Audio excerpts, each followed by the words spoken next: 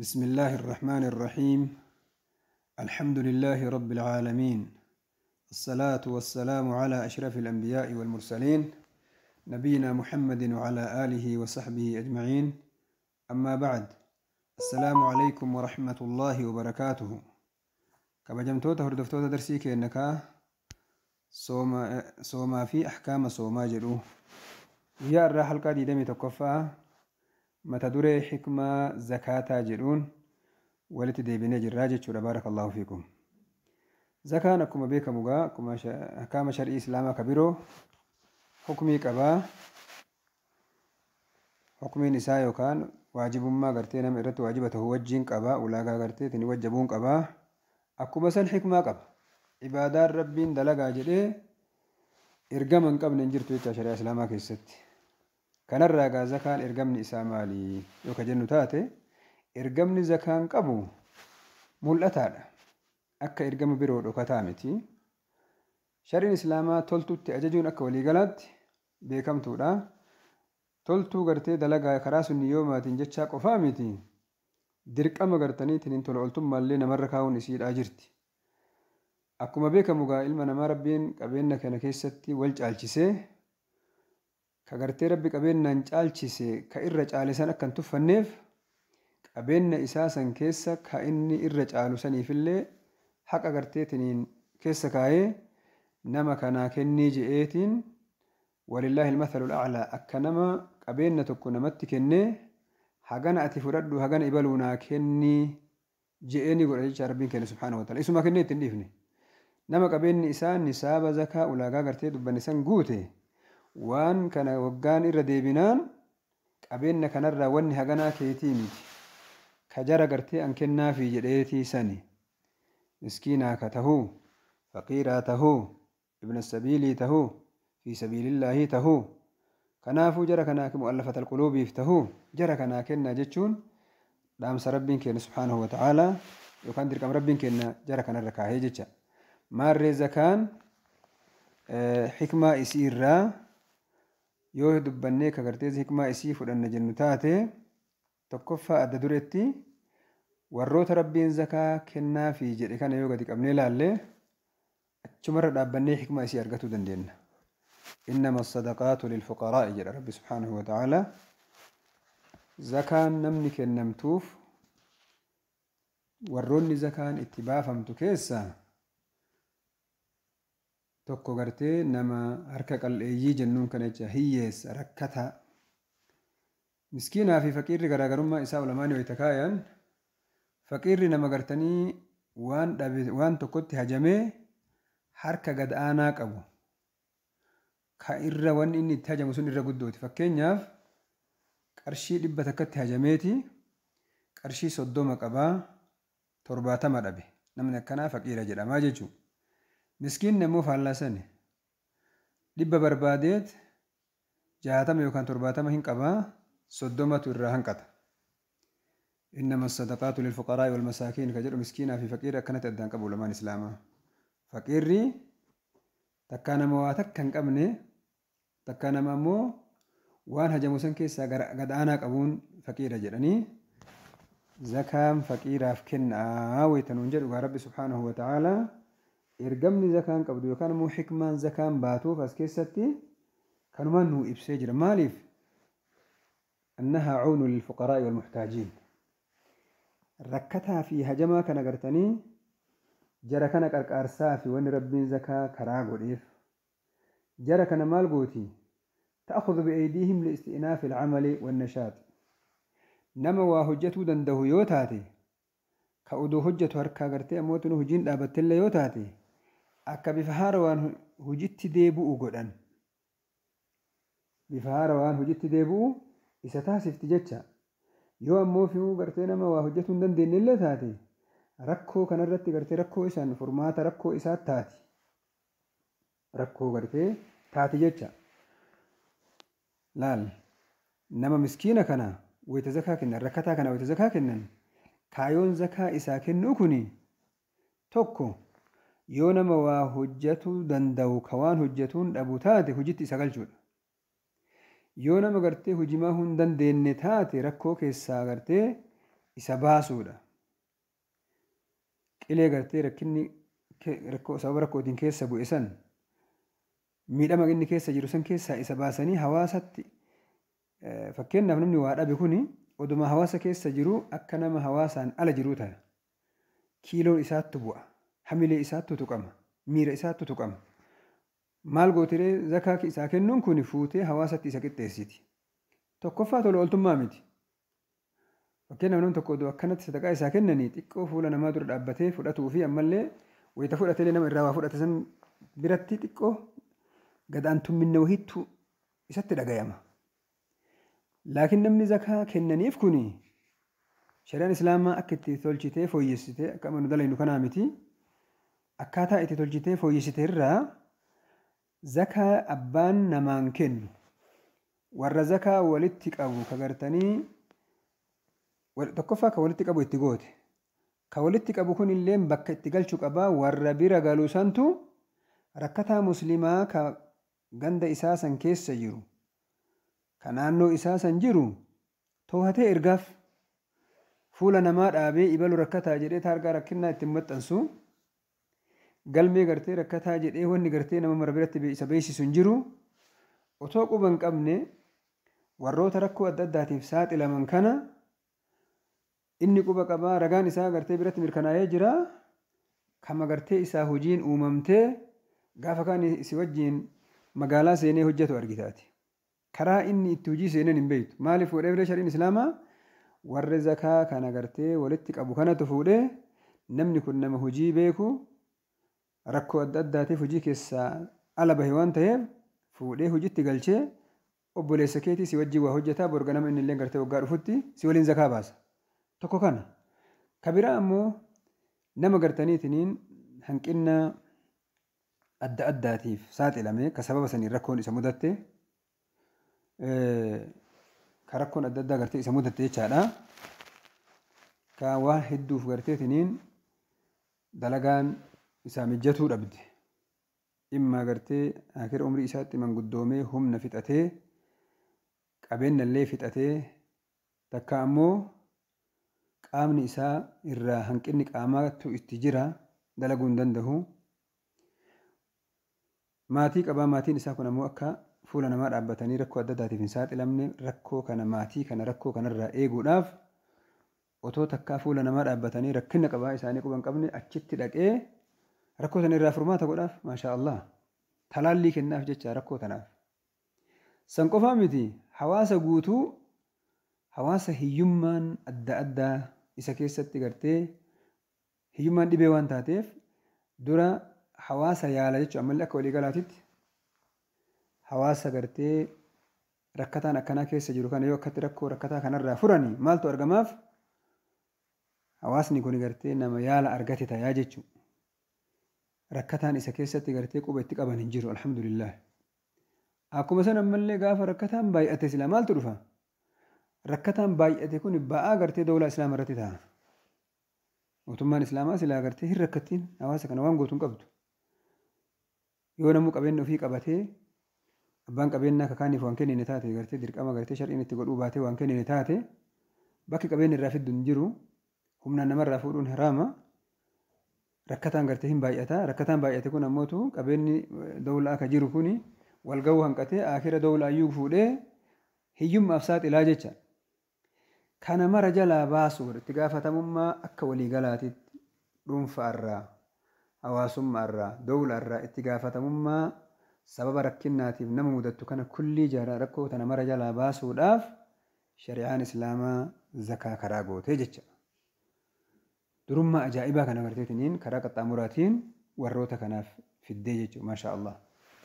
Bal wanni jedhu ulamaan islaamaa akka haasawutti qorannoo geggeeffame irratti jedhan abboota qabeenyaa ka muslimtoota kana qabeenya isaanii kana qorannoo irratti geggeessaniiti rakkataa muslimaallee qorannoon geggeeffamee otoo warri rabbi qabeenya itti kenne kuni akka rabbi qabeenya itti kenne kanaan zakaa baase odoo zakaan bahu sun illeen akka gartee barbaachisutti warra hajamtoota bira ka ga'u taate rakkattoota bira ka ga'u taate rakkataan tokko ummata islaamaa keessatti hin argamu jedhan subhaanallah لا لك تربي ولين سرسي أكت ولي واقت إيش ربي ككنا برا ترفيه رفته ترفين كنا الرافور أم ترفيه متي قرتي ورني زكاة جت هيت مسكينة هيت قرتي ربين قبل نساك يسكا يكون يو ولتي قبمتي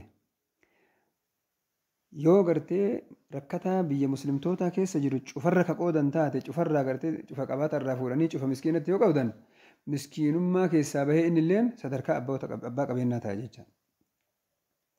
Kuni karaa qaxxaamuraatiin duula hiyyummaa ta'ama addunyaan jettu san akkanatti hiyyummatti duulti shariin islaamaa. Dirqama dhuunfa irra kaa'uudhaan hiyyummatti duulti.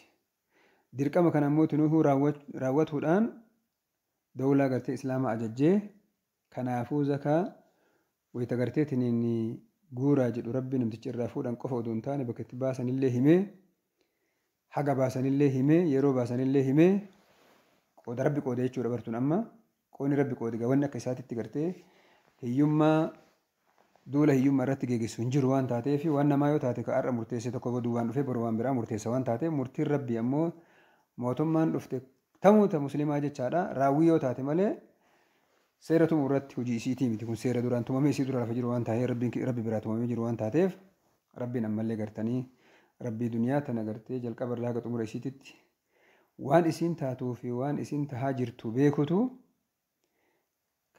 murtii kanaaf yookaan ahkaama kana kaayee waan taateef murtii kana dhugamaan raawwatamnaan hiyyummaan takka uummata muslimaa keessatti hin argamu. Amma kanaaf maal jennare biyyi dawlaa islaamaa qabdu itti dalagattu isiin itti dalagataa jirti.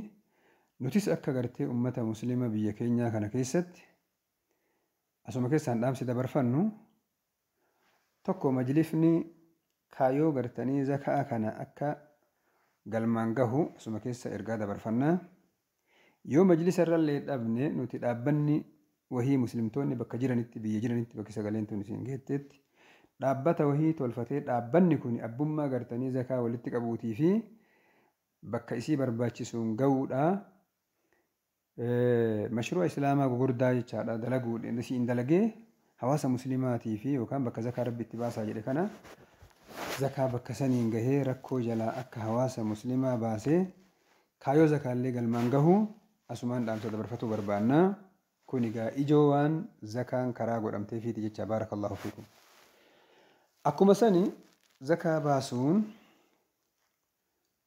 rabbi subhaanahu wa ta'aalaa خذ من أموالهم صدقة تطهرهم جاء زكاة طهارة جنة جرة قل لنا جنة جرة مال طهار سيتي يو جنة قباب سيني واسدي طهار سيتي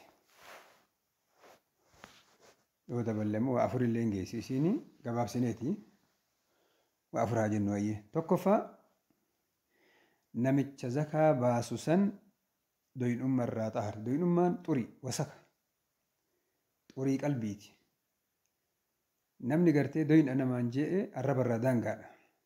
Amma faaruu fakkaatti malee akkatti qabeenya qabatu beekaa akkatti waa takka gartee irraan bahanii akka namaan jechuun nama faaruu fakkaataa jirti. Alaa kulli haal qaayidaa rabbiin qabeenya kana waan isa godhe jedhan zaatti qabeenya faaruu miti jedhan. Nam tokko yoo qabaatee kenne isa kennuun arjaa jedhama isa dhoggatuun doyna jedhama. Maarree qabeenya argatuun maqaa lama keessaa tokko namatti baafti jecha. Asumaan dhageeffadhaa warri rabbi qabeenya isinii kenna. Namni qabeenya argate maqaa lama keessaa tokko hin dhabu. Immaa arjaa jedhama suyyoo kenne. Immaa doyna jedhama suyyoo dhoggate. Kanaafuu maqaa kana itti kassabdi jechaadha. Waan kanaaf tokkoffaa nama doyna duraan waan kennine dirqama waan taateef akka amma gartee goyte dawlaan islaamaa hin jirre kana zakaa baafadhaa jedhee namni kadhatu miti. Qabeenyuma isaa dhaqanii tilmaama kaayanii fi gaafa waggaan gahee dhufanii tumaan akkuma amma warri kun gartee gibira irraa guuratu kanatti irraa guuran wanni gartee kadhatan hin jiru waa kennuu dirqamaan barata jecha. Tokkoffaa isa xahaartii doyinummarraa. Lammaffaa qabeenya inni zakaa san keessaa baase xahaarti. Qabeenyi zakaan keessatti hafe hin halaakama hin bada balaa jalaa isa baraarti. Halaaka jalaa isa baraarti qabeenyi sun isaa baraaraa hin barakataa hin guddataa hin daraaraa hin dagaagaa kanaafuu qabeenya san xahaarsiti jechaadha rakkoo jalaa. Sadaffaa hiyyeessa zakaan sun bira geettu xahaarti qalbii isaa maalirraa xahaarti waan irraa jibbaarra namni gartee qabeenyi nama tokko isan geenne taarika hawaasa keenyaa keessatti taarika islaamaa achi aanu kafa gootiyyuu miti hawaasni keenya kaleessa baadiyyaa magaalaatti isa biratti qabeenyi nama tokko hin badu. Fakkeenyaaf baadiyyaa keessatti isaa karaa deemu yoo horii midhaan keessa jiru arge midhaanuma kamuu haa ta'u horii san keessaa baasee bira dabra. Akkuma san rakkoo kamiifuu gartee qabeenya saaxilamu yoo arge wayita san rakkoo san irraa baasa. Kaatamu yoo arge hattuu irraa ari'a. Maaliif san godha yoo ka jennu taate hawaasummaa uumamaan qabu tagartanii wajji jireenya ta qabeenya kana keessaa haqa qabaati. Rakkataa fedhe yoo tahe ollaa isaatii namni midhaan argate yoo taate biraa beelan buluu beeka yaqiina beeka kana. Hattaa sanniin uummanni suni gariin isaa warra zakaan waajibaan beeyne bara. Warra midhaan isaatu zakaan gayintu dhaltiin tokko yoo dhaleef ganda naannoo sanii hunda wal gaya'aanan. Oorruun takka yoo nagayaan baatee midhaan gartee afaata jalaa rabbi baasee oorruu takka kuntaaluma 5-6 haamate gandi sun kulliin kubbaayaanillee odoo taate kooboonillee odoo taate wal gaya. Hawaasa uumaa akkanaatiin ture jecha ruuhii gartee imaanaa ruuhii islaamummaa fixraa saliimaa uumaa qulqulluu akkanaatu ture. Ka amma gartee jiruu ufitti mattaree akka huccuutitti isa moggaa wanni takka sin fuune ka ilma isaatu biraan hin geenne ilma irraa harramsee jaartii irraa harramsee jaartiin irraa qoodame jedheeti waan inni godhuu hedu moojii garasitti garanatti. Subhaanallah subhaanallah. Kanaaf gaa miskiinni akkasitti gartee oorruu tana keessa rizqii eeggatu oorruun ta'e isa biratti hin baddu. Suuqii ta'etirra rizqii eeggatu suuqiin ta'e isa biratti hin hatamtu. Qabeenya kee karaa malee namni gartee hin fudhatu. Akkasitti gartee rakkataa kanallee waanyoo fi namni gartee qabeenya kana yoo dhoggate duubaati maal jedhaa qabeenya kee ijaan argaa qabeenya kana keessaa waan argatu jibba dhufaa si waanyoo dhufaa guddinni kee haga feete guddattee waan isan geenneef odoo gartee qabeenyi kee kun badee isatti qixxooytee barbaada jechuudha. Waanyoo jechuun tana kun qabeenyi kee kun badee likki isaatti odoo deebitee sirraa barbaada. Waanyoo fi jibba akkanaa tana qartee qalbii keessaa dhiite jechaadha. Zakaan gartanii hiyyeessallee akkanatti qalbii isaa keessaa dhiite jaalalidduu namaatitti uumti. Akkuma sana ammallee hawaasa musliimaa akka waliigalaatitti jaalala hawaasa musliimaa keessatti uumti. Wal jaalata hawaasa wal jaalatu maaliif? Abbaan qabeenyaallee kaan ittiin boonu ka rabbi qabeenya isaa kennillee hiyyeessillee gartee uf hin tuffatu qabeenya rabbi isaa kenne kun gartee rabbi harkaa isaa haa godhu jedhee si hawwii qabaa du'aayii sii godhaa. Dabalata ammoo qabeenya kee kana harka isaallee rizqii qabaa waan beekuuf qabeenya kee kana akka qabeenya ofiititti eegaa hawaasa akkasitti gamaa gamanatti wal ijaaree jiru kana keessa ammoo hattuun adda addaa seentee afaan nama gootee ka qabeenya qabu gartee isaarraa saamaa ka qabeenya hin qabne ammoo tinooyyuu faallaa nama qabeenya qabuutitti sammuu isaa garteetiin ammoo tinuu jibbaa fi waan adda addaa keessatti hin uumtu hawaasa mujtamaa yookaan uummata jaalalaan guutame jaalalaan ijaarame ka akkanaa uumti jechaadha agartanii zakaa baasuun. Faayidaa akkanatti keessa jira jecha baarakallahu fiikum. Kun egaa agartanii qabxii jalqabaa ka waan hikmaan zakaa keessaa qabxii tokkoffaati jechaadha. Qabxiilee itti aanu inshaallahu ta'ala mata duree sagantaadhaan itti aanu keessatti yookaan halkaa itti aantu keessatti qabxiidhaan itti aantullee akkanumatti takka lama jennee walii inshaallahu ta'ala walii dabarsinaa. Jazakumullahu khairan baarakallahu fiikum. وصلى الله وسلم وبارك على نبينا محمد وعلى آله وصحبه أجمعين. والسلام عليكم ورحمة الله وبركاته.